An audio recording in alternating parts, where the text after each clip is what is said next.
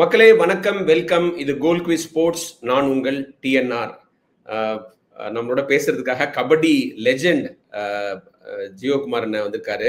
இப்போ second part of the இன்டர்வியூல நம்ம என்ன பேச போறோம்னா, இப்போ நீங்க சமீபத்தில் நடந்த சீனியர் நேஷனல் சாம்பியன்ஷிப் போய் பார்த்துட்டு வந்தீங்க.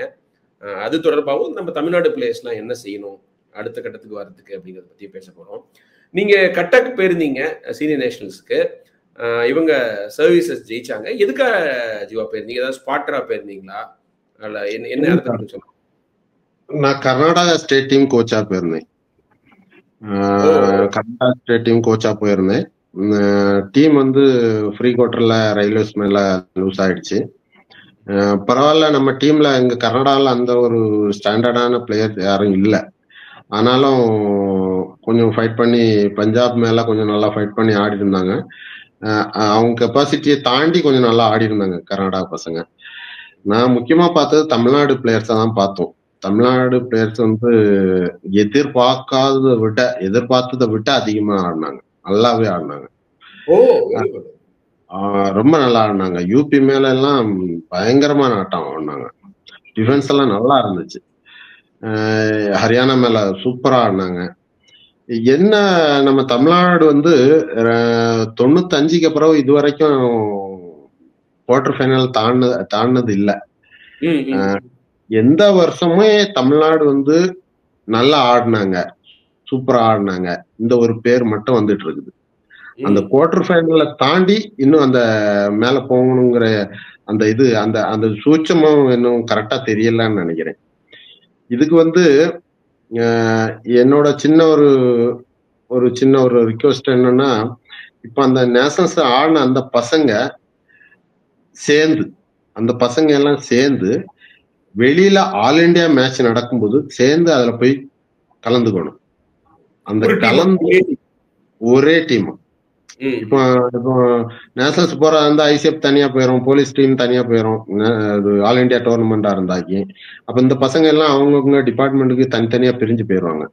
என்ன கேட்டா அந்த டீம் மட்டும் ஒரு 4-5 ஆல் இண்டியா வந்து கண்டினியூ ஆடிட்டாங்கன்னா அங்க அந்த எப்படி அந்த ஜெயிக்கக்கூடிய ஆட்டம் என்னங்கிறது வந்து, ஜெயிக்கக்கூடிய ஆட்டம்னு ஒண்ணு எல்லாரும் வந்து இன்னும் கொஞ்சம் நல்லா ஆடணும் அப்படிங்கிறது இல்லை. எந்த டைமிங்ல மைனஸ் ஆடணுமோ அந்த டைமிங்ல மைனஸ் ஆடணும். அடுத்த ரைடு நம்ம இந்த ரைடு நம்ம டிசைட் பண்ணா கேட்ச் ஆனாக்கி யார் அந்த டீம்ல உள்ள வருவா, யார் ரைடு வருவா, இந்த ரைடு வந்தா நம்ம டீம் பாதிக்கும், இந்த ரைடு வந்தா அடிச்சிடலாம், அந்த மாதிரி கால்குலேஷனுக்கு எல்லாம் போகணும். இவங்க வெறும் பிளெயினா வந்து எனக்கு ரைடு தந்துருக்காங்க, ரைடு தந்திருக்காங்க, டிசைட் பண்ணணும். இன்னொரு 5 பாயிண்ட் லீடு இருக்கும், இந்த ரைடு நம்ம தந்திருக்காங்க, டிசைட் அப்படி இல்லை. டிசைட் பண்றதுல கூட ஒரு சூசமா இருக்கு. நம்ம போனஸ் பண்ணிக்கிட்டு நம்ம கேட்ச் ஆனாக்கி பாயிண்ட் ஈக்குவல், அதே பாயிண்ட் நமக்கும் ஒரு பாயிண்ட் வந்துடும், அவங்களுக்கும் ஒரே பாயிண்ட் தான். நம்ம போனஸ் பண்ணாம கேட்ச் ஆனாக்கி நமக்கு பாயிண்ட் ஏறி இருக்காது, அவங்களுக்கு ஒரு பாயிண்ட் மேல போயிருக்கும் ஆப்போசிட். இதுல போனஸ் போட்டுக்கிட்டு சக்சஸ் ஆகி வந்தா நமக்கு சக்சஸ், நம்ம பாயிண்ட் ஏறுது. இந்த மாதிரி கால்குலேஷன் எல்லாம் போடணும். இது நம்ம பசங்க எப்படின்னாக்கி டிசைட் ரைடு வந்தாச்சு, டிசைட் பண்ணுவோம், வெரைட்டி தோடுவோம், அங்க இங்க தோடுவோம், போனஸ் பண்ணாமலே அவுட் ஆயிரும் இல்ல பாயிண்ட் வந்துடும், ஏதோ ஒண்ணு. இந்த ரொம்ப ஒவ்வொரு ரைடுக்கும் இந்த ரைடு என்ன பண்ணணும், டைட்டா போயிட்டு இருக்குது. ஒரு நல்ல டீமோட டைட்டா போயிட்டு இருக்குது. கடைசி நேரத்துல என்ன நினைக்கணும், நம்ம பசங்க, என்னோட எக்ஸ்பீரியன்ஸ் வச்சு சில இதை சொல்றேன். தமிழ்நாடு டீமும் குவார்டர் ஃபைனல் சூப்பரா ஆடிச்சு, அந்த திருப்தியே போதுங்கிற மாதிரி சில பிளேயர்ஸுக்கு எல்லாம் மென்டாலிட்டி இருக்குது. இது வந்து பிளேயர்ஸுக்கு மட்டும் இல்ல, தமிழ்நாட்டுல இருந்து வரக்கூடிய எல்லாத்துக்கும் அந்த ஒரு மென்டாலிட்டி இருக்குதுன்னு நினைக்கிறேன். இதை முறியடிச்சு நம்ம மேல போனோம்னாக்கி அந்த கட்டத்தை கொஞ்சம் திருத்தணும். அந்த டைட்டா போயிட்டு இருக்குது, 1 நிமிஷம் 2 நிமிஷம் வர டைட் தான். அந்த கட்டத்துல எப்படி ஆடணுங்கிறத வந்து கொஞ்சம் யோசிச்சு ஆடணும். அது மெச்சூரிட்டி வேணும், அதே சமயத்துல கிளவராவும் ஆடணும். எந்த சமயத்துல செய்யணுங்கிறத தன்னம்பிக்கை வேணும். முதல்ல வந்து இந்த மேட்சை நம்ம ஜெயிச்சோம்னா குவார்டர் ஃபைனல் வின் பண்றோம் அப்படிங்கிற ஒரு தன்னம்பிக்கை வேணும். நம்ம குவார்டர் ஃபைனல் நல்லா ஆடணும் அப்படிங்கிற ஒரு மென்டாலிட்டில இருக்கக்கூடாது. புரியுது புரியுது. அந்த எனக்கு தெரிஞ்ச நம்ம கொஞ்சம் தாழ்வு மனப்பான்மை இருக்கும். எங்கப்பா ஹரியானாவோட, எங்கப்பா சர்வீசஸோட, கண்டிப்பா எப்படிப்பா நம்ம ரயில்வேஸ் தோக்கடிக்க போறோம் இப்படி நம்ம நினைச்சு சர்வீசஸ் கூட நல்லா ஆடணும், அந்த திருப்தி இருக்குது, அந்த பேரை ஆசைப்படுறாங்க. நம்ம சர்வீசஸ் அடிச்சோங்கிற இது வர மாட்டேங்குது, நாங்க அடிச்சு காமிச்சோம் அப்படிங்கிற இது வரல. ஹரியானா மேல சூப்பரா ஆடினாங்க, இந்த பேரே அவங்களுக்கு வந்து மனச திருப்தி பண்ணிடும். இது ஆனா நீங்க இந்த முறை நீங்க சொன்ன மாதிரி ஹரியானாவோடய அந்த மென்டாலிட்டி கரெக்டா இருந்தா தோக்கடிச்சிருக்கலாம். க்ளோஸான மேட்ச் தான் அது. கண்டிப்பா யூபி கூட அடிச்சிருக்கலாம். யூபி நல்ல டீம், யூபி அடிச்சிருக்கலாம், ஹரியானா அடிச்சிருக்கலாம். ஏன்னா கெப்பாசிட்டி இருக்குது, நம்மள்ட்ட பசங்கள்ட்ட கெப்பாசிட்டி இருக்குது. அந்த மென்டலி அந்த அந்த இந்த இதுதான் ஹரியானா மேல சூப்பரா ஆனாங்கப்பா அப்படிங்கிற அந்த இதுவே அவங்கள மனசை சாந்திப்படுத்திடுது. அப்புறம் ஜீவா, இது நீங்க மென்டாலிட்டி சொல்றீங்க, அந்த நம்பிக்கை தன்னம்பிக்கை இல்லைன்னு. இப்ப வருஷம் பிளேயர்ஸை மாத்திட்டு இருக்காங்க, கோச்சை மாத்திட்டு இருக்காங்க, அந்த கண்டினியூட்டே இருக்காதுல்ல. போன வருஷம் விளையாண்ட டீம் வேற, இந்த வருஷம் விளையாண்ட டீம் வேற. ஸோ அது அது அது அந்த சைக்கிள் மாதிரி போயிட்டே இருக்குது. ஒரு ஒரு கண்டினியூட்டி இருந்தா தானே வந்து போன வருஷம் எக்ஸ்பீரியன்ஸ் இப்ப பயன்படுத்த முடியும், இந்த நேஷனல்ஸ்ல பயன்படுத்த முடியும். அது கரெக்ட் தான், ஒரு பயன்படுத்த முடியும். அதுவும் ஒரு வாட்டி ட்ரை பண்ணி பார்த்தாங்களே, ராஜகுரு போகும்போது ட்ரை பண்ணி பார்த்தாங்களே. மென்டாலிட்டி தான் ஃபர்ஸ்ட். அந்த மென்டாலிட்டி வந்துட்டுனாலே ஒரு வாட்டி அந்த குவார்டர் ஃபைனல தாண்டி காணிச்சிட்டாங்கன்னு அதுக்கப்புறம் பிடிச்சிருவாங்க. பீட் பண்ண முடியும்ல, நீங்க உங்க கபடி அனுபவம் அவ்வளவு இருக்குது. அந்த தடை வந்து பிரச்சனை வந்து மைண்ட்ல தான் இருக்குது, கேம்ல இல்ல. நமக்கு நம்ம பசங்களுக்கு நம்ம எப்படின்னா இந்த சின்ன ஸ்டேஜ்ல இருந்தே ஹரியானான்னு பாக்கல, ஹரியானா அது ஒரு லெவல், அதை நம்ம அடிக்க முடியாது, அது தொட முடியாது, இது கீழே இருந்து வளர்ந்து வரும்போதே இந்த எண்ணம் தான் இருக்கு.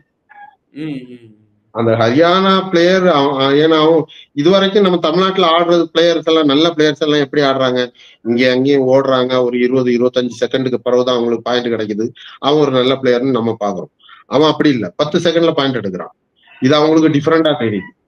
ஓ, ஹரியானா பிளேயர் தான்ப்பா அப்படிங்கிற ஒரு மென்டாலிட்டி இது சின்ன வயசுல இருந்தே வளருது. இது வந்து உடைக்கணும்னாக்கி இந்த நம்ம நேஷனல்ஸ்ல ஆடின அந்த பிளேயர்ஸ் எல்லாம் சேர்ந்து ஆல் இண்டியா டோர்னமெண்ட் ஒரு 4-5 டோர்னமெண்ட் ஆடிட்டே இருக்கும், அங்கேயே அதை உடச்சு காமிச்சிருவாங்க. அதை அடிப்பட ஒரு கட்டத்துல எவ்வளவு நாள் தான் அடிப்படணும், அடிப்பண்டா அப்படிங்கிற ஒரு எண்ணம் வந்துட்டுனாலே கண்டிப்பா அடிச்சிடலாம். ஒரு கண்ட்ரோல், ஒரு கடைசி நேரத்துல ஒரு கண்ட்ரோல் பண்ணி அடிச்சிடலாம். நம்ம இப்ப பிகேஎல் பார்த்து வளர்ற பசங்க எல்லாம் வெறும் ஹரியானா பிளேயர்ஸே டாமினேட் பண்றதை பார்த்து அது கூட அவங்க மனசுல போயிருக்கும், எப்பா ரைடர்னா ஹரியானா தான்ப்பா அப்படின்னு நினைச்சிடலாம். ஆனா ஜீவா, இதுல ஒரு சிக்கல் இருக்கு. இப்ப ஐசிஎஃப் வந்து அவங்களுக்காக விளையாடணும் தான் பிளேயர் எடுக்கிறாங்க, மற்ற டிபார்ட்மெண்ட்டும் சரி. இந்த மாதிரி தமிழ்நாடு நல்லா விளையாடணுங்கிறதுக்காக நாங்க எக்ஸ்க்ளூசிவா நீங்க எங்க டீம்ல ஒரு தனியா பிரிச்சு அனுப்புவோம் அப்படின்னு அனுப்புவாங்களா? அதுக்கு வாய்ப்பு இல்லையே. ஆனா இந்த வருஷம் விளையாண்ட பிளேயர்ஸ்ல நிறைய பேர் அந்த மாதிரி எம்ப்ளாய்மெண்ட் இருக்கிறதா தெரியல. இன்கேஸ் எம்ப்ளாய்மெண்ட் இருந்ததுன்னு வச்சுங்க, அவங்க எல்லாம் விட மாட்டாங்களே டிபார்ட்மெண்ட். நீங்க டிபார்ட்மெண்ட் போகும்போது கண்டிப்பா அடுத்த டீமுக்கு ஆடுறதுக்கு சான்ஸே இல்லை. ஆனா எல்லாருமே எல்லா டிபார்ட்மெண்ட்டுமே ஆல் இண்டியா டோர்னமெண்ட் போகும்னு தெரியாதுல்ல, ஐசிஎஃப் போறதுக்கு சான்ஸ் இருக்குது. மற்ற எந்த டிபார்ட்மெண்ட்டும் வெளியில போய் ஆடுற மாதிரி எனக்கு தெரியல. போறது வந்து பெரிய பிரச்சனை கிடையாது, மற்ற டீம்ல போகாத போது. ஆமா, இப்ப ஐசிஎஃப் மட்டும் போகுது, விட்டுருங்க. ஒரு 2 பிளேயர் இருப்பாங்களா ஐசிஎஃப்ல, தமிழ்நாடு டீம்ல ஐசிஎஃப் பிளேயர் இல்லங்கிறது மாதிரி எனக்கு தெரியுது. எனக்கு அதுதான் தோணுது. அப்போ அவங்க போகும்போது போகட்டும். இப்போ அபினேஷும் சுதாரும் இந்தியன் ரயில்வேக்கு ஆடினா, மற்ற பசங்க எல்லாம் ரயில்வேல இல்லாத பசங்க தானே தமிழ்நாட்டுல ஆடினாங்க, அப்ப இவங்க சேர்ந்து போகலாம். இது வந்து தமிழ்நாட்டுக்காக செய்யுங்கன்னு அந்த ரெக்வெஸ்ட் வைக்கணும் டிபார்ட்மெண்ட்டுக்கு. நீங்க கலந்துக்காத டோர்னமெண்ட்ல நாங்க ஒரு தமிழ்நாடு டீம் அனுப்புறோம், வேற ஒரு பிரைவேட் கிளப் கிடையாது, நம்ம ஸ்டேட் பேர்லயே அனுப்புறோம் அப்படின்னு கேட்டு அந்த முயற்சி எடுக்கணும்ன்றீங்க. எடுக்கலாம், அந்த மாதிரி எடுக்கலாம். அப்புறம் நீங்க சொல்லுங்க. ஆனா அது வந்து ஒரு ஆல் இண்டியா டோர்னமெண்ட்டுக்கு வந்து டிபார்ட்மெண்ட்ல ஆடக்கூடிய பிளேயர்ஸுக்கு லீவு கொடுக்கறதுங்கிறது வந்து அவங்க டிபார்ட்மெண்ட்டுக்கு ஆடினா மட்டும்தான் லீவு கொடுப்பாங்க. ஸ்டேட்டுக்கு ஆடினா அது ரொம்ப ஒரு 4 நாள் லீவு தான் இருக்கும். அது சொந்தமா லீவ் போட்டு கூட போகலாம், ஒன்றும் பிரச்சனை இல்லை. அது நல்ல சஜஷன். அது ஆக்சுவலா நம்ம வந்து எப்பொழுதும் குவார்டர் ஃபைனல், ப்ரீ குவார்டர் ஃபைனலோட திரும்பி வரதுக்கு அடுத்த கட்டம் போகணும்னா ஏதாவது எக்ஸ்ட்ரா முயற்சி செய்யணும்ல. ஏற்கனவே செய்யற முயற்சி தான் பத்த மாட்டேங்குது. ஆமா, அப்ப இன்னும் கொஞ்சம் அதிகமா ஏதாவது செய்யணும். ஏன்னா நீங்க கரெக்டா சொன்னீங்க. இதுல என்ன பெருமை இருக்குது? குவார்டர் ஃபைனல் போனோம், சர்வீசஸ்க்கு டஃப் கொடுத்தோம், ஹரியானாக்கு டஃப் கொடுத்தோம். இதை யார் ஞாபகம் வச்சுப்பா? நீங்க வந்து வருஷம் நடக்குது சார். இது வருஷம் நம்ம வாழ்ன பீரியட்லாம் இதுதான் இருந்துச்சு. அந்த 95க்கு பிறகு எல்லாமே இதுதான் நடக்குது. தமிழ்நாட்டு டீம் குவார்டர் ஃபைனல்ல சூப்பரா ஆடிச்சு அப்படிங்கிற அந்த இதுதான், அந்த பேர் தான், அந்த வார்த்தை மட்டும்தான் நம்ம மனசை திருப்தி பண்ணிட்டு இருக்கு. கரெக்ட். ஜீவா, நீங்க ஒரு நல்ல பாயிண்ட் சொன்னீங்க. அதாவது நாங்களும் காமெண்ட்ரி பண்ணும்போது சில சமயம் நம்ம தமிழ்நாடு பசங்களுக்கு சான்ஸ் கிடைக்க மாட்டேங்குதுன்னு கொஞ்சம் உணர்ச்சி வசப்பட்டு பேசுவோம். முக்கியமான விஷயம் நம்ம வந்து நம்ம கேமை ரைஸ் பண்ணணும். இப்ப நீங்க அழகா சொன்னீங்க, 15 நிமிஷத்துக்குள்ள டிசைட் பண்ணணும், ஏதாவது ஒண்ணு பண்ணணும், அட்லீஸ்ட் போனஸாவது போட்டுருணும். நம்ம அது மாதிரி போடுறது இல்லை. நான் தொடர்ந்து பார்த்துக்கிட்டு இருக்கேன். சந்திரன் ரஞ்சித்துக்கே இந்த சீசன்ல போனஸ் போடுறது பெரிய பிரச்சனையா இருந்தது. அஜித் சுதாகர்னா அது அவங்களோட ஸ்ட்ரென்த்தே கிடையாது. அவங்க எஸ்கேப்ல தான் இருக்காங்களே தவிர, எஸ்கேப் ஆகி பாயிண்ட் எடுத்து வராங்களே தவிர, போனஸ் போடுறோம், போனஸ் வந்து ஒரு மேட்சுக்கு ஒரு 4 போடுவேங்கிற ஒரு மென்டாலிட்டி இல்லை. அதை அவங்க வளர்த்துக்கணும். அப்புறம் நம்ம கபடி உயிர்னு சொல்றதுனால நம்ம மேல போயிட மாட்டோம்ல. உண்மையிலேயே நம்மளுக்கு நம்ம களத்துல காமிக்கணும்ல. ஓகே. அப்புறம் நம்ம இப்ப தமிழ்நாட்டுல டோர்னமெண்ட்ஸ் கபடியை பாக்குறவங்க எல்லாமே எக்கச்சக்கமா இருக்கு ஜீவா. பட் வந்து நம்ம அந்த ஒரு டிஃபென்ஸ்ல நீங்க சேர்லாதன்னு இந்த மாதிரி ஒரு பெரிய ஸ்டார், சூப்பர் ஸ்டார்ஸ் எல்லாம் உருவாயிட்டீங்க. ஆனா ரெய்டை பொறுத்த வரைக்கும் இந்த பவன் மாதிரி, ஒரு பர்தீப் மாதிரி, அர்ஜுன் தேஷ்வால் மாதிரி ஒரு டாப் கிளாஸ் பிளேயர் வந்து இன்னும் வரல. ஏன்னா தமிழ்நாடுக்கு நிச்சயம் தேவை. ஏன்னா நம்ம அவ்வளவு பாக்குறோம், கபடி அவ்வளவு பேர் லவ் பண்றாங்க. அதற்கான வாய்ப்பு இருக்குதா?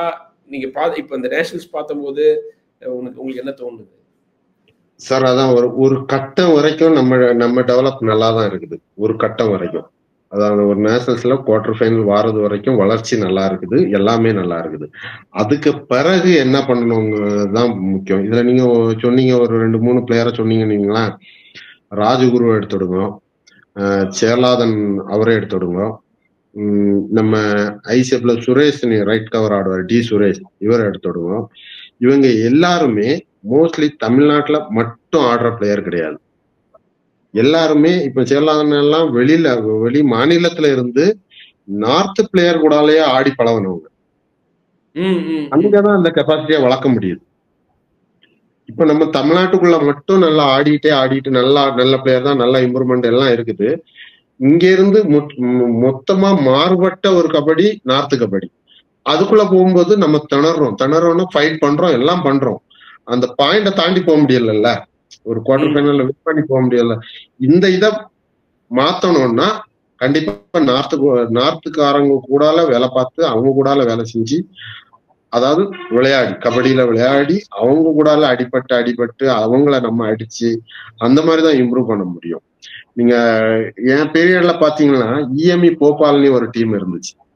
அதுல மோஸ்ட்லி வந்து நம்ம தமிழ் பசங்க நிறைய பேர் இருந்தாங்க. அவங்க விளையாடுறது ஃபுல்லா நார்த்ல ஃபுல்லா எல்லா டோர்னமெண்ட் ஆடுவாங்க. ஒரு பீரியட்ல அவங்கதான் வந்து டானா இருந்தாங்க. இஎம்இ டீம்னா ஒரு நல்ல ஸ்டாண்டர்டான ஒரு டீம். தமிழ்நாட்டுல ஐசிஎஃப் நல்லா இருந்துச்சு. ஐசிஎஃப் எப்படின்னா இவங்க வந்து தமிழ்நாட்டுல மட்டும் ஆட மாட்டாங்க, ஆல் ஓவர் இந்தியா ஃபுல்லா ஆடுவாங்க. எல்லா ஆல் இந்தியா டோர்னமெண்ட் அங்க வந்து நார்த் பிளேயரை எப்படி விளையாடுறது இதெல்லாம் கத்துக்கிட்டாங்க. நம்ம இந்த கேம் இங்க தமிழ்நாட்டை விட்டு வெளியில ஆட ஆரம்பிச்சாதான் அந்த வின் பண்ணக்கூடிய அந்த கெப்பாசிட்டியை கொண்டு வர முடியும். Excellent point. அதாவது நம்ம கிணத்து தவளையா இருக்கக்கூடாது. அந்த லிஸ்ட்ல உங்களையும் சேர்த்துக்கலாம்ல. ஆக்சுவலா சேரா, ராஜகுரு, சுரேஷ் மாதிரி நீங்களும் பெங்களூர் போனதுனால உங்களுக்கு அந்த எக்ஸ்போஷர், வேற கபடியை பாக்குறீங்க. இல்லைன்னா வெறும் தமிழ்நாடு கபடி, கன்னியாகுமரி கபடி இந்த வட்டத்துக்குள்ளே ஆடிக்கிறோம். இப்ப நான் சதீஷ் அடிச்சேன்னா, சதீஷ் நல்ல பிளேயர், நம்ம தமிழ்நாட்டுல சதீஷ் நல்ல பிளேயர், அவனை அடிச்ச உடனே எனக்கு ஒரு திருப்தி ஆயிரும். சரி முடிஞ்சு நம்ம சதீஷே அடிச்சிட்டோம் அப்படிங்கிற ஒரு திருப்தியில முடிஞ்சிடும். ஆனா வெளியில வந்து பார்த்தா சதீஷோட இன்னொரு நல்ல பையனா இருக்கானே, அவனை அடிக்கணுமே. இருக்கு நீங்க சொன்ன மாதிரி அவன் நல்ல பிளேயர் மட்டும் இல்ல, அவன் விளையாடுற விதமே வேற மாதிரி இருக்குங்க போது நீ விளையாடுறதுன்னு அதை நீங்க கத்துக்க முடியும். அதுக்கு தயாராகணும் நான். நல்ல பாயிண்ட் அது. இதுதான் இது உங்க நீங்க தான் சொல்ல முடியும். ஏன்னா உங்க அனுபவத்துல இருந்து நீங்க அதை சொல்ல முடியும். நம்ம ஒரு ஒரு ஒரு ஒரு பிம்பம் என்ன இருக்குன்னா, தமிழ்நாட்டுல கபடி எங்க பார்த்தாலும் கூட்டம் வருது, வாரத்துக்கு ஒரு போட்டி நடக்குது, அதனாலேயே நம்ம வந்து பிகேல கலக்கிடுவோம், நம்ம பசங்க பின்னிடுவாங்கன்னு சொல்ல முடியாது. சரியான விதத்துல அவங்க டெவலப்மெண்ட் இருக்கணும்ல. நம்ம தமிழ்நாட்டுல வந்து கபடி இன்ட்ரெஸ்ட் இருக்கிறத வந்து எந்த ஸ்டேட்டும் அடிச்சுக்காது. எந்த ஸ்டேட்டும் ஆல் ஓவர் இந்தியாவிலேயே தமிழ்நாடு, மகாராஷ்டிரா, கர்நாடகால சில பகுதி தான். நம்ம தமிழ்நாடுல ஃபுல் எல்லா இடமுமே கபடி ரொம்ப ஃபேன்ஸ் அதிகமா இருக்கு. வாரம் ஒரு வாரத்துல ஞாயிற்றுக்கிழமையில மட்டும் தமிழ்நாட்டுல குறைஞ்சது ஒரு 15 இடத்துலயாவது மேட்ச் நடக்கும்.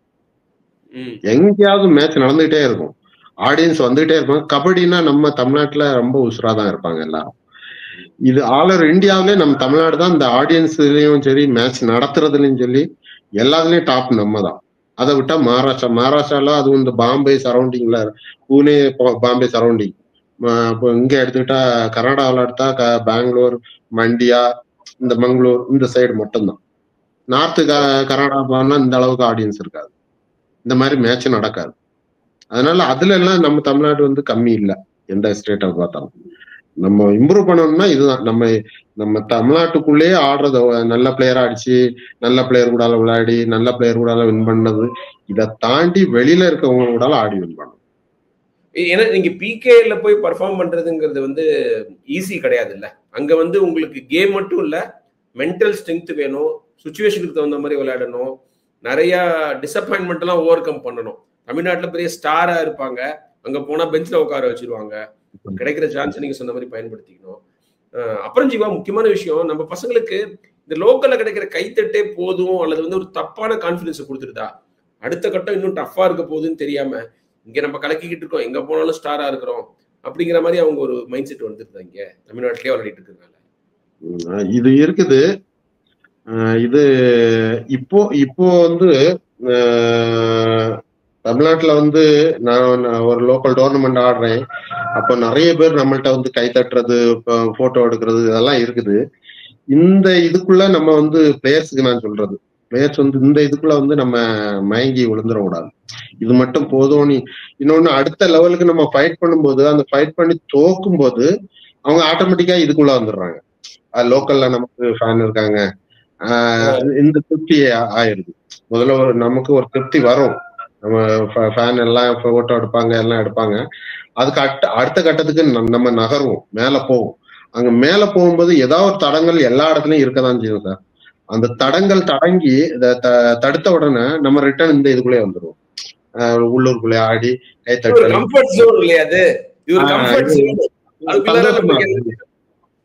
இது வந்து கொஞ்ச நாள் இருக்கும், அடுத்த பிளேயர் வரும்போது இது போயிடும், நமக்கு போயிடும். அவங்க ஆடியன்ஸ் அடுத்த பிளேயரை பார்க்க ஆரம்பிச்சிருவாங்க. அப்போதான் இவன் ஃபீல் பண்ண ஆரம்பிப்பான், இவன் நமக்கு இருந்துச்சு, நம்ம கொஞ்சம் ட்ரை பண்ணிருக்கலாமே. அதை ட்ரை பண்ணலாங்கிற மென்டாலிட்டி இருக்கும்போது இவனுக்கு இன்ஜுரி ஆயிருக்கும், ஏஜ் ஆயிருக்கும், டவுன் ஆயிருக்கும் கேம், அதுக்கப்புறம் எதுவும் பண்ண முடியாது. அதனால பிளேயர்ஸ் வந்து இது கண்டிப்பா எல்லா இடமும் இருக்கும், அதை என்ஜாய் பண்ணிக்கிடணும். ஆனா அடுத்த கட்டம் என்ன இருக்குது, இதை நம்ம முண்டி போயிட்டே இருந்தாதான் அந்த இது கண்டினியூ. ஆல் ஓவர் இந்தியா ஃபுல்லா நமக்கு ஆடியன்ஸ் வேண்டாமா, நம்ம தமிழ்நாட்டில் மட்டும் ஆல் ஓவர் இந்தியா ஃபுல்லா எடுக்கும். இதுலயும் இப்ப நீங்க ப்ரோ கபடியில வந்து ஸ்டார் பிளேயர்ஸ் எல்லாம் பாக்குறீங்களா, இவங்க இது எல்லாம் தாண்டிதான் வந்திருப்பாங்க. உங்களுக்கு தமிழ்நாட்டுல மட்டும் ஆடியன்ஸ் இருக்குதுன்னா அவங்களுக்கு இந்தியா ஃபுல்லா ஆடியன்ஸ் இருக்குது. போற இடம் எல்லாம் சபீர் பாபு எல்லாம் பாம்பேல ஒரு இடத்துல விட்டாக்கி எல்லாரும் அப்படியே தூக்கிடுவாங்க. அவன் அதை மட்டும் திருப்தியா நினைச்சிட்டு இருந்தது கிடையாது யாரும். இப்ப ஆடக்கூடிய ஸ்டார் பிளேயர் எல்லாம் இருக்கும், எல்லாம் என்ஜாய் பண்ணிக்கிடுவாங்க, எல்லாம் இருக்கும். ஆனா அவங்களோட உள் மனசுக்குள்ள இன்னும் இருக்குதுன்னு தான் மனசுக்குள்ள இருக்கும். இதுல மயங்கி விழுந்துடக்கூடாது, இதுல மயங்கி இதுக்குள்ளே இருந்துடணும் அப்படின்னு நினைச்சிடக்கூடாது. இப்ப ஒரு இது சொல்லுவாங்க, பழமொழி சொல்லுவாங்க, நீ செய்யற வேலை ஈஸியா இருந்தா அந்த வேலை சரியான வேலை இல்லைப்பாங்க. எல்லாமே ஈஸியா இருக்குன்னு வச்சுக்கோங்க, அப்ப வந்து நமக்கு அதுக்குள்ள வேலை, அது நமக்குள்ள வேலை இல்லை, இன்னும் இருக்குது. கரெக்ட். அது நம்ம பிளேயர்ஸ் புரிஞ்சுக்கணும். ஏன்னா இது எனக்கே கூட ஒரு நீங்க சொல்றது ஒரு லெசன். ஏன்னா எனக்கு தமிழ்நாடு மேல கொஞ்சம் பாசம் அதிகம். பேரு டிஎன் ரகுன்னு இருக்கிறதுனால என்னன்னு தெரியல. எல்லா ஸ்போர்ட்லயுமே நம்ம பசங்கன்னு ரொம்ப ரிப்போர்ட்டரா இருக்கும் போதே ரொம்ப கொண்டாடுவேன். பட் ரியாலிட்டி நீங்க வந்து ஜெயிக்கணும், முட்டி மோதணும்னா இன்னும் முயற்சி வேணும், இன்னும் திறமை வேணும், இன்னும் கடுமையான உழைப்பு வேணும் அப்படிங்கறத நீங்க தடங்கள் அதே மாதிரி முட்டி மோதும் போது தடங்கள் கண்டிப்பா இருந்தே ஆகும். எல்லா இடமும் இருக்கதான் செய்யும். அதையும் தாண்டி நம்ம இப்படி போகணும்னு அதுல நான் எனக்கு அது செலக்ஷன் கொடுக்கல, நான் என்ன பண்ணுவேன் அப்படிங்கிற மாதிரி போகவே கூடாது. எந்த காலத்திலயுமே போக கூடாது. இருக்கும், கண்டிப்பா இருக்கும். நம்ம அதை தாண்டி தான் போய் ஆகும். இருக்கதான் செய்யும். டீம் ஸ்போர்ட்னா எந்த டீம் ஸ்போர்ட்ல இல்ல, எல்லாத்துலயும் இருக்கதான் செய்யும். அதுவும் இந்த வீடியோ பாக்குற இளம் வீரர்களுக்கு ஒரு ஜீவா வந்து ஒரு கிளாஸே எடுத்திருக்காரு. அதனால நீங்க அதை மனசுல வச்சுக்கணும். அப்புறம் ராஜகுரு ஒண்ணு சொல்வாரு ஜீவா, நம்ம பசங்க வந்து அவன் உடம்ப எப்படி பாத்துக்கணும்னே தெரியல. இந்த வாரம் ஒண்ணு கலந்துக்கிறான், அடுத்த வாரம் ஒண்ணு கலந்துக்கிறான், சுத்திக்கிட்டே இருக்காங்க. கபடி ஒரு கான்டாக்ட் ஸ்போர்ட், அடிபடுறதுக்கான வாய்ப்பு அதிகம். அவன் திரும்பி வந்து பிகேஎல் சமயத்துல இன்ஜுரி ஆயிடுறான். இந்த மாதிரிலாம் ஒரு ஒரு கேர்லெஸ்ஸா இருக்காங்க. கபடியை வந்து கொஞ்சம் பார்த்து தான் விளையாடணும், பாடிக்கு ரெஸ்ட் வேணும், ரெக்கவரி வேணும் அப்படின்னு. ஏன்னா தமிழ் தலைவாசிலே ராம்குமார் மாயாண்டின்னு ஒரு ரைட் ரைடர் ரொம்ப நல்ல பிளேயர் அப்படின்லாம் சிஇஓ சொன்னாரு. பார்த்தா அவன் சீசன் விளையாடவே இல்லை, அதுக்கு முன்னாடி அடிபட்டு இங்கே உட்காந்துட்டான். ஸோ அது எவ்வளவு முக்கியம் நினைக்கிறீங்க? நம்ம இப்ப பேசுனது தான், இங்க தூத்துக்குடியில கை தட்டுறாங்க, இதுல நாகர்கோயில்ல பட்டாசு வெடிக்கிறாங்கன்னு எல்லா மேட்சுமா கலந்துக்க முடியும்? 52 வாரமுமா மேட்ச் கலந்துக்க முடியும்? இது வந்து சிம்பிளா நான் ஒண்ணு சொல்லணும்னா, ஒவ்வொரு எனக்கு என் இம்ப்ரூவ்மெண்ட் மேல, என் பாடி மேல எனக்கே அக்கறை இல்லைன்னா இன்னொரு ஆளுக்கு வராது. நான் சொல்லி எதுவும் புரிய வைக்க முடியாது, இருந்தாலும் புரிய வைக்கிறேன்.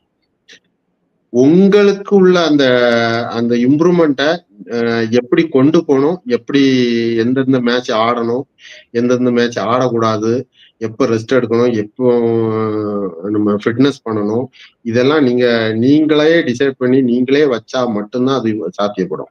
ஏன்னா வந்து இது வந்து ஒரு பெரிய போதைங்கிறதுன்னு நான் சொல்லுவேன். நான் தமிழ்நாட்டுக்குள்ள இருக்கும்போது நம்ம தமிழ்நாட்டுல விளையாடி இருக்கோம்ல, இது வந்து எந்த ஒரு கவலையும் இல்லாம என் ஃப்ரெண்ட்ஸோட ஜாலியா மதுரையில ஒரு மேட்ச், நம்ம பஸ்ல போவோம், ஜாலியா இருக்கும், கிண்டல் பண்ணுவோம். இந்த லைஃபே வேற விதமா இருக்கும். எந்த ஒரு பொறுப்பும் இல்லாம நம்ம மேட்ச் மட்டும்தான் டார்கெட்டா இருக்கும், ஜாலியா இருக்கும். இது வந்து வாரம் எனக்கு நமக்கு கிடைக்கும் போது நம்ம வந்து அதை அவாய்ட் பண்ண விரும்ப மாட்டோம். ஆனா தொலைநோக்கு பார்வையை பார்த்தா கண்டிப்பா அதை அவாய்ட் பண்ணி தான் ஆகணும். நம்ம ஒரு டார்கெட் வச்சிருக்கணும். நம்ம ஃபர்ஸ்ட் படிக்கிறோம், அது வந்து நம்ம இதுல வந்து கரெக்டா நம்ம இந்த டெஸ்ட்ல வந்து டெஸ்ட் எதுக்கு வைக்கிறோம்? இந்த வாரம் ஃபுல்லா நம்ம படிச்சது வந்து நம்ம பாஸ் ஆகுற மாதிரி ஒரு டெஸ்ட் பண்றதுதான் ஒரு டெஸ்ட், கரெக்டா?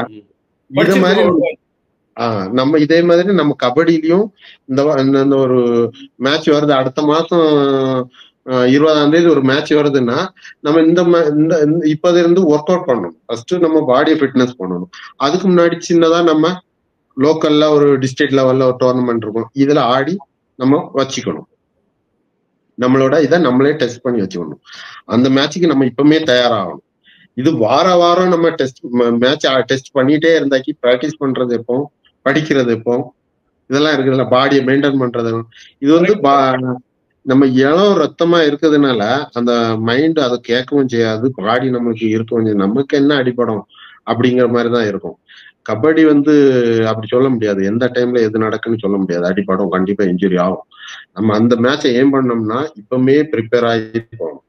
பாடியை எப்படி மெயின்டைன் பண்ணணும், ஒர்க் அவுட் எப்படி பண்ணணும், எல்லாமே. இதுல எனக்கு வந்து தூத்துக்குடியில இருந்து ஒரு கண்ணன் ஒரு கபடி பிளேயர் உண்டு, லெப்ட் ரைடர். அவர் வந்து ஒரு ஆல் இண்டியா டோர்னமெண்ட் நடக்குது, அவரு சன் பேப்பர் மில்ல ஆடிட்டு இருந்தாரு. ஒரு மேட்சுக்கு கூப்பிடுறோம், இமீடியட்டா கூப்பிடுறோம், ரைடர் அவன் வரமாட்டேன்னு சொல்லிட்டான். இல்ல எனக்கு வர முடியாது, எனக்கு வேலை இருக்குது, அது இது ஏதோ ஒண்ணு சொல்லிட்டான். நாங்க மேட்ச் முடிச்சுட்டு வந்துட்டோம். அப்ப நான் ஒரு நாள் கேட்கும்போது சொன்னேன், பிராக்டிஸே பண்ணல, எப்படி போய் மேட்ச் ஆடுவோம்? அவன் நல்ல ரைடர், பிராக்டிஸே பண்ணல, நான் ஏதாவது வேலை வாங்கி அது இதுன்னுட்டு போயிட்டேன், எப்படி நான் மேட்ச் ஆட முடியும், அதனால வேண்டாம், அதனாலதான் நான் அவாய்ட் பண்ணேன்னு. இது அவன் பிராக்டிஸ் பண்ணாம இருந்ததும் தப்பா இருக்கலாம். ஆனா அவன் பண்ண திங்கிங் கரெக்ட். அந்த மேட்ச் அவாய்ட் பண்ணது கரெக்ட். ஃபிட்னஸே இல்லாம நம்ம மேட்ச் ஆடினாக்கி இன்ஜுரி தான் ஆகும். இத கண்டிப்பா எல்லா பிளேயரும் தனித்தனியா மெயின்டைன் பண்ணி தான் ஆகணும். இதுல சிம்பிளா சொல்றது முதல்ல நான் சொன்னதுதான், உங்க மேல உங்களுக்கே அக்கறை இல்லைன்னா அடுத்த ஆளுக்கு அக்கறை இருக்காது. பண்ணிதான் ஆகணும். ஜீவா ஒரு நல்ல ஒரு சூப்பர்பான பாயிண்ட்ஸ்ல சொல்லியிருக்கீங்க. அதாவது இந்த வயசுல கபடி வேற ஊருக்கு போய் விளையாடுறத விட சந்தோஷம் எதுவுமே கிடையாது. அவங்க யாருக்கும் கல்யாணம் ஆயிருக்காது, எல்லாம் இளைஞர்களா இருப்பாங்க. ஜாலியா ஃப்ரெண்ட்ஸோட ட்ரெயின்லயோ பஸ்லயோ கார்லயோ போறது, ஒரு ஹோட்டல்ல தங்குறது, அப்புறம் அவங்களுக்கு பிடிச்ச கபடியை விளையாடுறது. இதை யாருமே விட்டு கொடுக்க மாட்டாங்க. நானும் அந்த வயசுல எனக்கு இப்படி ஒரு வாய்ப்பு இருந்தா அதான் பண்ணிருப்பேன். வாரம் விளையாடுறோம், வீட்லயே இருக்கக்கூடாது, ஜாலியா சுத்திட்டு இருக்கோம். பட் ஏதாவது ஒரு முடிவு எடுக்கணும். அவங்க உடம்பு வந்து அடிபடுறதுக்கான வாய்ப்பு இருக்குது, இதை வந்து நம்ம பார்த்துக்கணும், பத்திரமா இருக்கணுங்கிற உணர்வு அவங்களுக்குள்ளார வரணும். யாரும் சொல்லி இதை பண்ண முடியாது, அவங்க தான் முடிவு பண்ணணும். ரொம்ப அழகா சொல்லியிருக்கீங்க ஜீவா. உண்மையிலேயே இதை கட் பண்ணி தனி வீடியோவை போடணும். ஏன்னா ராஜகுருவும் சொல்லிக்கிட்டே இருப்பாரு, என்னென்ன இவங்கள்ட்ட சொன்னா புரிய மாட்டேங்குதுன்னு. இன்னைக்கு திருச்சின்றான், நாளைக்கு தூத்துக்குடின்றான், எப்படி அது அவனால அது பாடிக்கு ரெக்கவரி கிடைக்கும் அப்படின்னு சொல்லுவாரு. ஸோ அதை நம்ம இளைஞர்கள் மனசுல வச்சுக்கணும். நீங்க லாங் ஸ்டாண்டிங்கா விளையாடணும், ஹையஸ்ட் லெவலுக்கு போகணும்னா கேம் மட்டும் இல்லை, உங்க பாடி மேனேஜ்மெண்ட்டும் ரொம்ப ரொம்ப முக்கியம். கரெக்டா சொன்னீங்க ஜீவா. உண்மையிலே வந்து இது ஒரு லெசன் தான் எல்லாருக்கும். அப்புறம் நீங்க இந்த கட்டாக்ல பார்த்த நேஷனல் சாம்பியன்ஷிப்ல நான் புது டேலண்ட் எதுவுமே பார்க்கலையே. அதே நவீன் விளையாடுறாரு, அதே வந்து இப்போ போன சீசன்ல பட்னாவுக்கு விளையாண்ட இவர் வர்றாரு, தலால் விளையாடுறாரு. நீங்க தான் பாத்தீங்களா புதுசா எக்ஸைட்டிங் டேலண்ட்? எப்பா இந்த பையன் வந்து நல்லா விளையாடுவான், சீசன் 12 பிகே இல்ல அது மாதிரி. அதாவது எக்ஸ்ட்ரா விளையாடுற ஒரு குவாலிட்டியா யாரையும் பார்க்க முடியல. அது நீங்க எப்பவுமே பார்க்க முடியாது சார். அது வந்து அந்த பீரியட் முடிஞ்சு போச்சு. அதாவது இப்போ சின்ன இந்த கொஞ்சம் இவன் வளர்ந்து வருவான் அப்படின்னு நினைக்கும் போதே எடுத்துடுறாங்க. நீங்க நவீனா இருக்கும்போது நீங்க நவீன எப்ப தெரியும் உங்களுக்கு? பிகேல ஆடினதுக்கு அப்புறம் தான் தெரியும். இதுக்கு இப்ப பட்னால இருந்தாங்கல்ல ஒரு 3 ரைடர், இவங்கள எப்ப தெரியும் உங்களுக்கு? பிகேல ஆடினதுக்கு அப்புறம். யாருமே அந்த ஒரு நவீன் கெப்பாசிட்டில வந்து டைரக்டா நேஷனல்ஸ்ல ஆடுறது இனி சாத்தியம் இல்லை. ஏன்னா அவன்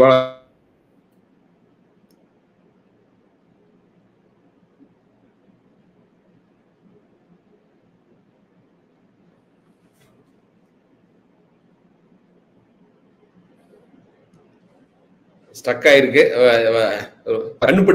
ஒரு டீம்ல எடுத்து வச்சிருவாங்க. வச்சு என்னாச்சு சார்? ஸ்டக் ஆயிடுச்சு. அதாவது இப்ப நவீன் அளவு யாரும் விளையாட முடியாதுன்னா ஏற்கனவே நியூ யங் பிளேயரா ஏற்கனவே செலக்ட் ஆயிடுவான்றீங்க. ஆயிடுவாங்க. அவன் இனி ப்ரோ கபடியில தான் நவீனா மாற போறான். ஓகே ஓகே அது டேலண்ட் இருக்கவங்க எல்லாம் இருக்கிறாங்க. அவங்க இனி ப்ரோல எடுத்து வச்சிருவாங்க. அதுவும் அவன் நவீனா மாறுறது, அர்ஜுன் தேஸ்வாலா மாறுறது வந்து இனி ப்ரோ கபடியில தான் பார்க்க முடியும். ஆனா ஓவராலாவே ப்ரோ கபடியிலேயே கொஞ்சம் டேலண்ட் குறைவான மாதிரி இருக்காது. என்ன காரணம்? ஏன்னா காம்படிஷன் பாத்தீங்கன்னா ஒரு 3-4 டீம் தான் நல்லா இருக்காங்க, ஒரு 5-6 டீம் ரொம்ப சுமாரா இருக்கிறாங்க. அதை எப்படி அட்ரஸ் பண்றது? ராஜகுரு ஒண்ணு சொல்லுவாரு, ராஜகுரு இந்த வருஷம் கமெண்ட்ரி வந்து சொல்லுவாரு, ஆனா இந்த 1 கோடி தானே மேக்சிமம் வைக்கணும், 1 கோடியை தாண்டி எந்த பிளேயருமே வாங்கக்கூடாதுன்னு வச்சிடணும். பேலன்ஸ் போயிடுது. ஒரு 4 பேர் நல்ல பிளேயர் வாங்குறவோ இப்ப நீங்க சச்சினுக்கு சொன்ன மாதிரி அவருக்கே 2.25 கோடி கொடுத்துட்டா மற்ற பிளேயர் வாங்குறதுக்கு பணம் இல்லாம போயிடுது. ஸோ இந்த ஒரு லிமிட் வச்சாங்கன்னா எல்லா டீமும் ஓரளவுக்கு பேலன்ஸா இருக்கும் அப்படின்னு ஒரு ஐடியா சொன்னா நீங்க என்ன சொல்லுவீங்க? எல்லா டீமும் ஒரு காம்படிஷன் நல்லா இருக்கிற மாதிரி ரூல்ஸ் வைக்கும்போது அது எல்லாத்துக்கும் எல்லா டீமுக்கும் தான் சார் பொருந்தும். இப்ப நீங்க இருக்கிறீங்க ஒரு பிளேயர், உங்களை வந்து 1 கோடிக்குள்ளதான் எடுக்கணும். எல்லாருமே 1 கோடியை வச்சா என்ன பண்ண முடியும்? அப்ப கூட மீதி கொஞ்சம் இருக்கும்ல டீம் பில் பண்றதுக்கு. இப்போ 2.5 கோடி அப்படிலாம் 2.25 கோடி எல்லாம் கொடுத்துட்டா டீமே பில் பண்ண முடியாம, இப்ப தெலுங்கு டைட்டன்ஸ் போன சீசன்ல எல்லாம் வந்துட்டு சீசன் 10ல எல்லாம் பவனுக்கு கொடுத்ததுனால வேற யாருக்கு செலவு பண்ணி பணம் இல்லாம போயிடுதுல்ல. அதனால டீம் ரொம்ப அது நல்ல பாயிண்ட் தான். அதை எப்படி நம்ம பிரேக் பண்றது? நம்ம இப்போ நீங்க இருக்கிறீங்க நல்ல பிளேயர், உங்களை நான் வந்து 1 கோடிக்கு எடுக்கிறேன்னு வைங்களேன், நான் உங்களை 1 கோடிக்கு எடுக்கிறேன். இதே மாதிரி இன்னொருத்தர் உங்களுக்கு 1 கோடிக்கு எடுக்கணும்னு ரெடி இருப்பான்ல. இன்னொரு டீமும் உங்களை எடுக்கணும்னு ரெடி இருப்பாங்கல்ல, ஒரு கோடி அவங்க. சிக்கல் இது சாத்தியப்படாத ஒரு இது இல்ல. Correct correct correct. அது எல்லாருக்கும் பாசிபிள் இல்ல. 12 டீம் எடுக்க முடியும், என்ன பண்ண முடியும்? 12 டீமும் வந்து 1 கோடி ஒண்ணு தாரேன் அப்படின்னு சொல்லும்போது நம்ம என்ன பண்ண முடியும்? இதுதான் லாட்டரி மாதிரி ஒரு டிரா ஆஃப் லாட்ஸ் தான் எடுக்கணும்னு நினைக்கிறேன். நீங்க வந்து அப்படிதான் கொடுக்க முடியும். ஆமா. அந்த 1 கோடிக்கு மேல பிளேயரை செப்பரேட்டா எடுத்து வச்சுக்கிட்டு அந்தந்த டீம் ஒவ்வொரு டீமை கூப்பிட்டு லாட்டரி மாதிரி எடுத்தா அதுக்கு சாத்தியம் படும். ஆமா ஆமா. ஏன்னா இதுல ஒண்ணு பண்றாங்க, NBA பாஸ்கெட் பால்ல இப்ப போன சீசன்ல கடைசியா பினிஷ் பண்ண டீமுக்கு ஃபர்ஸ்ட் ஆப்பர்ச்சுனிட்டி. 1 கோடி பிராண்ட்ல வந்து ஒரு 10 பிளேயர் இருக்காங்கன்னா அவங்க சூஸ் பண்ணிக்கலாம் ஃபர்ஸ்ட். இப்ப 11வது இடத்துல இருக்கிறவங்க 2வது எடுத்துக்கலாம். அந்த மாதிரி வச்சாங்கன்னா கொஞ்சம் டீம் பேலன்ஸ் ஆகிறதுக்கான வாய்ப்பு இருக்கு. அது டிராஃப்ட் சிஸ்டம் வாங்க, பெர்ஃபார்மன்ஸை பொறுத்து. இப்ப நீங்க 1 கோடி எல்லாருமே கொடுக்க தயாரா இருந்தா எப்படி ஒரு பிளேயர் எடுக்குதுன்னு கேட்டீங்களா? மேபி அதுக்கு அதை பயன்படுத்தலாம். நீ லீக்ல என்ன பினிஷ் பண்ண 1 கோடி ஒரு பிளேயர் போறான்னா அவனை தனியா எடுத்து வச்சிடணும், அவனோட பேரை தனியா எடுத்துடணும். அப்படி ஒரு 10 பிளேயர் வராங்கன்னா 12 பிளேயர் வராங்கன்னா இந்த 12 பிளேயருக்கும் 12 டீமுக்கும் சான்ஸ் கொடுத்துடணும் பேர் போட்டு. சீட் ஒரு டீமுக்கு ஒரு சீட் தான் எடுக்கணும், ஒரு சான்ஸ் தான் எடுக்கும். எந்த பிளேயருக்கு பேர் வருதோ அந்த பிளேயர் அந்த டீமுக்கு அப்படி வைக்கலாம். அப்படி கூட வைக்கலாம். Correct correct. இன்னும் டிராஃப்ட் யூஸ் பண்ணலாம். இல்ல நீங்க சொல்ற மாதிரி இந்த டிரா ஆஃப் லாட்ஸ் வழியா கூட அதுல யாரும் கம்ப்ளைண்ட் பண்ண முடியாது. அவங்களுக்கு வந்ததை வச்சுக்க வேண்டியதான். எல்லாரும் ஒரே லெவல்ல இருக்கிற பிளேயர் தானே பிரிச்சு வைக்கிறோம் முன்னாடி.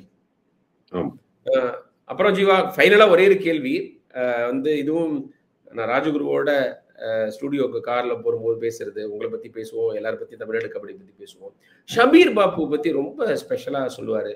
நானும் அவனும் டீம்மேட்டா இருந்தோம், ரூம்மேட்டா இருந்தோம், என்னென்ன பண்ணிருக்கிறோம், அவ்வளவு இடத்துக்கு போயிருக்கிறோம். நீங்களும் இப்ப சொன்னீங்க ஷபீர் பாபுக்கு வந்து அந்த மும்பைல அவ்வளவு ஃபேன்ஸ் இருப்பாங்கன்னு. நான் ஆக்சுவலா பிகேல கொஞ்சம் தான் பார்த்தோம். அவர் ஒரு சீசன் ஜெயிக்க வச்சார் ஒரு சூப்பர் ரைடு மூலமா பெங்களூரு புல்ஸுக்கு எதிராக, ஐ திங்க் சீசன் 2ல. எவ்வளவு பாப்புலரான பிளேயர் ஜீவா? ஏன்னா உங்களோட ஒரு டீம்மேட்டு பேங்க்ல, ஸ்டேட் பேங்க் ஆஃப் மைசூர், இப்போ ஸ்டேட் பேங்க் ஆஃப் இந்தியால. என்ன ஸ்பெஷல் அவரோட கேம்ல? ஏன் அவ்வளவு பாப்புலர் அவரு? அவரோட மூமெண்ட் தான் ரொம்ப முக்கியமான மூமெண்ட். ரொம்ப அனூப் எப்படி ரைட்ல ஆடி ஒரே இடத்துல நின்று பாயிண்ட் எடுக்கிறானோ அதே மாதிரி இவன் வந்து ரொம்ப ஃபாஸ்டா எல்லாம் நீங்க பாத்தீங்க மேட்ச் எல்லாம் பாத்தீங்கன்னா ரொம்ப ஃபாஸ்டா எல்லாம் இருக்காது ஸ்டெப்.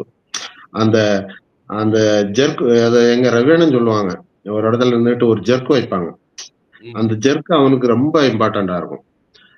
அந்த அந்த ஜெர்க் இங்க முன்னாடி கொடுக்கும்போது லெப்ட் கவர் பின்னாடி ஒரு ஸ்டெப் அப்படி அந்த பாடி இப்படி போகும்போது இங்க அட்டாக் பண்றது, இங்க போனஸ் போடுறது, அந்த மாதிரி இது பண்ணுவான்.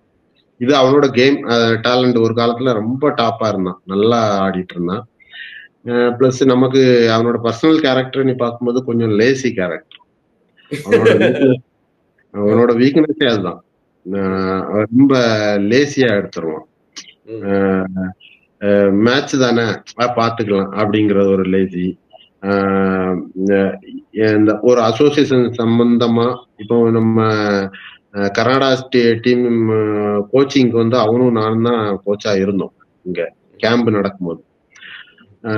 அவனுக்கு வந்து இந்த இந்த கபடியில கோச்சா கொடுத்துருக்காங்க, நம்ம பேங்க் அதுக்கு லீவ் தந்திருக்குது, இத பெர்ஃபெக்டா பண்ணணும் அப்படிங்கறது நம்ம பண்ணும்போது ஃபுல்லா பண்ணுவான். ஆனா அவன் கொஞ்சம் லேசியா எடுத்துக்குவான் இத. அந்த இன்னைக்கு எனக்கு ஒரு சின்ன வேலை இருக்குதுன்னாக்கி ஏதோ ஒரு கேட்டாங்க, அந்த மாதிரி லேசியா எடுத்துக்குவான். அது அந்த காலத்துல இருந்தே இருக்குது. சொல்லப்போனா நம்ம ராஜகுரு யூமும்பாக்கு கோச்சா போகும்போது ராஜகுரு வந்து எனக்கு அசிஸ்டன்ட் கோச்சா வேணுங்கிறது கேட்டது சபீர் பாபு தான் சொன்னாரு. ஆனா சபீர் பாபு என்ன பண்ணிருக்கணும், அந்த டைம்ல ஒரு வாட்டி மேனேஜ்மெண்ட் கிட்ட பேசியிருக்கணும். சும்மா போன் பண்ணி பேசிருக்கணும். ஆனா நான் எல்லாம் பேச முடியாது அப்படின்னு ஒரு கேஷுவலா எடுத்துட்டான். இதெல்லாம் ஒவ்வொரு சான்ஸும் இந்த கபடியில நம்ம கண்டினியூ பண்றதுக்கு இதெல்லாம் ஒரு சான்ஸா அவன் யூஸ் பண்ணிருக்கணும். டேலண்ட் இருக்கு, விளையாடு நம்ம சொல்லி கொடுக்கும்போது ரொம்ப சின்சியரா அவனோட ஐடியா இருக்குல்ல, அவனோட கேம் ஐடியா அதெல்லாம் பர்ஃபெக்டா சொல்லி கொடுப்பான். ஆனா லேசியா. ஆனா அந்த பேக்கேஜ் சேர்ந்து தான் வரும்னு சொல்லுவாங்க. ஒரு எக்ஸ்ட்ரானரி திறமை இருக்கிறவங்க வந்து அந்த அளவுக்கு வந்து ஒரு கமிட்மெண்ட்டோட சுறுசுறுப்பா இருக்க மாட்டாங்க அப்படின்னு சொல்லுவாங்க. பட் ஆனா நீங்க வந்து ரெண்டும் சேர்ந்த கலவையா இருக்கீங்க. ஏன்னா கவர்ல ஒரு முத்திரை பதிச்சவங்க நீங்க. ஏன்னா இன்னைக்கு கூட பேசிட்டு இருந்தா உங்களோட கேமை பத்தி எல்லாரும் சொல்லுவாங்க. அந்த மாதிரி ஒரு பிசி ரமேஷ் சார்ட்ட பேசிட்டு இருந்தேன், அவர் இன்டர்வியூ பண்ண. அவர் உங்களை பத்திலாம் எவ்வளோ பெருமையா சொன்னாரு அப்படிங்கிறது எங்க சேனல்ல உள்ள எல்லாருக்கும் தெரியும். அப்புறம் உங்களுடைய எல்லா முயற்சிக்கும் வாழ்த்துக்கள் ஜீவா. உங்க வெற்றி மீது வெற்றி வரும். ஏன்னா நிறைய வெற்றி பார்த்துருக்கிறீங்க, கோச்சிங்லயும் வரணும். அப்புறம் நீங்க இப்போ பெங்களூர்ல தான் இருக்கீங்க, கன்னியாகுமரி சொந்த மாவட்டம். அங்க வந்து ஏதாவது கபடி அடுத்த ஸ்டெப், ஏற்கனவே அங்க அலத்தாங்கரையில நீங்க சொன்ன மாதிரி ரவிச்சந்திரன் அவர்கள் எல்லாம் பண்ணிட்டு இருக்காரு. நீங்க ஏதாவது பண்ணணும் அந்த மாதிரி பிளான்லாம் இருக்கா ஃபியூச்சர்ல, அல்லது வந்து பெங்களூர்ல தான் இருக்க போறீங்களா? என்னோட வேலை வந்து பேங்க்ல வேலை பார்க்கறதுனால நமக்கு அந்த லைன்ல போக முடியல. சொந்தமா ஒரு அகாடமி வச்சு நடத்தி கொண்டு போற மாதிரி அது வந்து ஊர்ல இருந்தா அது சாத்தியமா இருந்திருக்கும். ஆனா ஊர்ல இருந்தா சாத்தியப்படாது, தேவைப்படாது. ஏன்னா ஆல்ரெடி நம்மள்ட்ட அலத்தங்கராணி ஒரு டீம் இருக்குது. அவங்களுக்கு நம்ம என்ன சப்போர்ட் பண்ண முடியுமோ அதை நம்ம சப்போர்ட் பண்ணலாம், அது பண்ணலாம். இன்னொன்னு, நம்ம இங்க பெங்களூர்ல இருக்கோம்னா ஃபர்ஸ்ட் வந்து இடம் தேவைப்படுது, அகாடமி ஒன்று வைக்கணும். பெங்களூர்ல எந்த இடத்துலயுமே அந்த அளவுக்கு இடம் நம்மளால ரெடி பண்ண முடியாது. இருந்தாலும் இந்த சில டீம், ஒரு ஸ்கூல் காலேஜ் இந்த மாதிரி மேனேஜ்மெண்ட் கிட்ட பேசிட்டு தான் இருக்கிறோம். சாத்தியப்படுமானிட்டு முன்னாடி பார்க்கலாம்.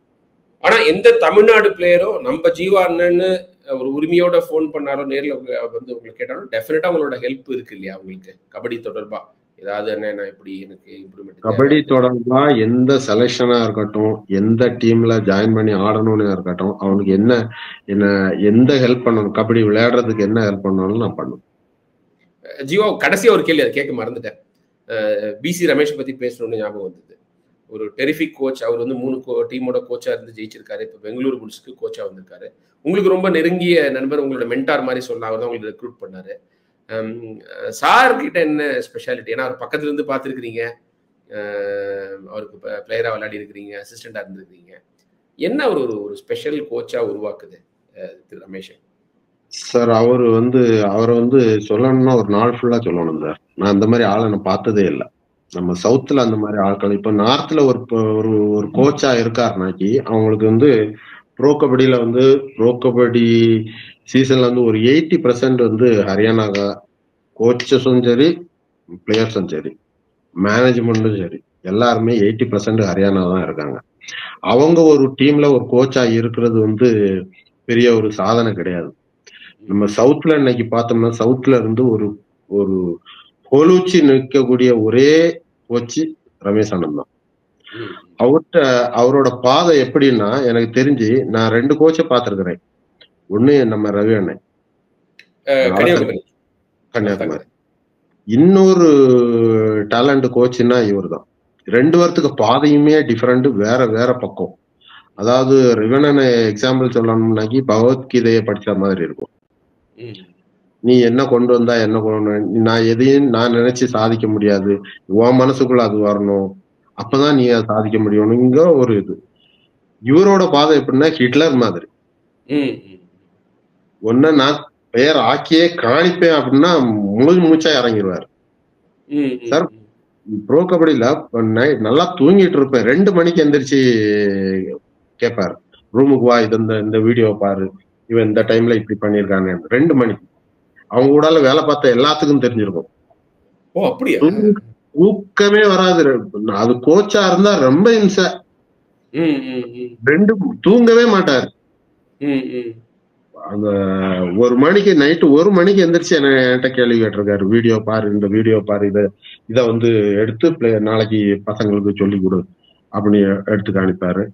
அப்புறம் செப்பரேட்டா அந்த கவர் 2 கவரையும் கூப்பிட்டு, நீ அவனுக்கு வந்து அந்த ஜெக்கு வச்சு பின்னாடி போவல, அதை சொல்லி கொடுன்னுட்டு மத்தியான டைம்ல அவனை செப்பரேட்டா கூப்பிட்டு நேர கிரவுண்டுக்கு போயிரு. கிரவுண்டு பக்கத்துல தானே இருக்கும், அவனை மட்டும் தனியா கூட்டிட்டு போயிரு. சாயங்காலம் ஈவினிங் 4 மணிக்கு தான் பிராக்டிஸ் இருக்கும், ஆனா அவனை 3 மணிக்கே கூட்டிட்டு போய் இதெல்லாம் சொல்லி கொடுத்துரு. இது மாதிரி எந்த நேரமும் கபடி கபடி கபடி கபடி தான். நைட்டு தூங்குறதே கிடையாது. இதேதான் அவர் வேலை. அந்த மாதிரி டேலண்ட் அவர் ஏன் பண்ணிட்டாருன்னா எந்த காரணம், அதாவது நீங்க நல்லாவே யோசிச்சு பாருங்க. 11 சீசன் பெங்களூர் டீம்ல ஒரு கோச் இருந்தாரு. 11 சீசன் ஆடி இருக்காரு. அவருக்கும் மேனேஜ்மெண்ட்டுக்கும் ரொம்ப, அதாவது ஓனருக்கும் ரொம்ப க்ளோஸ். இவரு அந்த இடத்த பிடிக்கணும்னா அப்ப அவரோட நம்பிக்கை எந்த அளவுக்கு இருந்திருக்கும்னு பார்த்தவங்க. அந்த டீமுக்கு ஒரு கோச், அந்த கோச்சை வெளியே அனுப்பிக்கிட்டு இவரை கோச் ஆக்கணும்னா இவரோட ஒர்க் அவுட் எப்படி இருந்திருக்கும், இவரோட வேலை எந்த மாதிரி பண்ணிருப்பாருன்னு பார்த்தோம். ஒரு கம்ப்ளீட் கோச்சா ஜீவா, ரெய்டு, டிஃபென்ஸ், அப்புறம் அவங்களோட மைண்ட் கேமு எல்லாத்தையும் ஒரு அனலைஸ் பண்ணக்கூடியவர். ஏன்னா நீங்க கோச் ஒரு டிபார்ட்மெண்ட்ல மட்டும் நல்லா சிறப்பா இருந்தா பத்தாது இல்ல, எல்லா வேலையும் செய்யணும். இப்ப அவன் எப்படி சாப்பிடுறான், அவன் ஃபிட்னஸ் எப்படி இருக்குது, அவன் மைண்ட் செட் எப்படி இருக்குது, டல்லா இருக்கு, எல்லாத்தையும் வாட்ச் பண்ணுவாரு. மைண்ட் செட்டை ரொம்ப ஈஸியா கவர் பண்ணிடுவாரு. ஒரு பிளேயரோட மைண்ட் செட்டை அவருக்கு கீழே நம்ம விளையாடி இருக்கோம்ல, அப்போ என் மைண்ட் எப்படி இருக்கணும், அதாவது ஏத்தாக்குலன்னு பேசுறவங்களோட மைண்ட் எந்த மாதிரி இருக்கும்னு அவரு ஈஸியா கெஸ் பண்ணிடுவாரு. கெஸ் பண்ணி அவனை எப்படி ஒவ்வொரு ஆளுக்கும் ஒவ்வொரு விதமா மோட்டிவேஷன் பண்ணணும், அது ஈஸியா பண்ணிடுவாரு. ரொம்ப டேலண்ட். அந்த விதத்துல நீங்க லக்கி தான் இல்ல, பக்கத்துல இருந்து பாத்துருக்கீங்க, அசிஸ்டண்டா ஒர்க் பண்ணிருக்கீங்க, அவருக்கு விளையாடி இருக்கீங்க, எல்லாமே உங்களுக்கு உங்களோட கோச்சிங் கரியர்ல பயங்கரமா ஹெல்ப் பண்ண போகுது இல்ல. இது தமிழ்நாட்டுல இருக்க எல்லாருக்கும் தெரியும். ஜீவா ரமேஷ் அண்ணன் பக்கத்துல இருக்குது பெரிய லக்கி, யாருக்கும் கிடைக்காது. ஏன்னா நம்மளோட நல்ல டேலண்டான பிளேயர்ஸ், கோச்சஸ் எல்லாம் தமிழ்நாட்டுல இருக்காங்க. அவங்களுக்கு கிடைக்காத ஒரு இது நமக்கு கிடைச்சிருக்குது. இது ஒரு பெரிய லக்கி. நீங்க அடக்கமா இருக்கீங்க. ஏன்னா உங்களை பத்தி நான் ரமேஷ் சார்ட்ட கேட்ட போது அவரு கூஸ் பம்ஸ் வர மாதிரி பேசினாரு. ஜீவாவை பத்தி சொல்லணும்னா அப்படின்னு அவர் முகத்துல ஒரு 1000 வாட்ஸ் பல்பு எரிஞ்சுது. நீங்க அந்த வீடியோ பார்த்தா கூட தெரியும். ஸோ நீங்க உங்களை பத்தியே பேசிக்க மாட்டேங்கிறீங்க, எல்லாரும் பத்தியும் நல்லா சொல்றீங்கன்னு. ஸோ இன்னும் ஒரு கேள்வி கேட்கணும்னு நினைச்சேன். அபினேஷ் இந்தியன் டீம் போறது வாய்ப்பு இருக்கா? ஏன்னா புனேல உங்களுக்கு கீழே விளையாண்டாரு. கவர்ல இப்போ அவ்வளவு ஆட்கள் இல்ல, கவர் டிஃபெண்டர்ஸே கிடைக்கிறது கடினமா இருக்கு. நம்ம பையன் அவரும் உங்க மாவட்டத்தை சேர்ந்தவர், கன்னியாகுமரி மாவட்டம். வாய்ப்பு இருக்குதா இந்தியன் டீமுக்குள்ளார போறதுக்கு?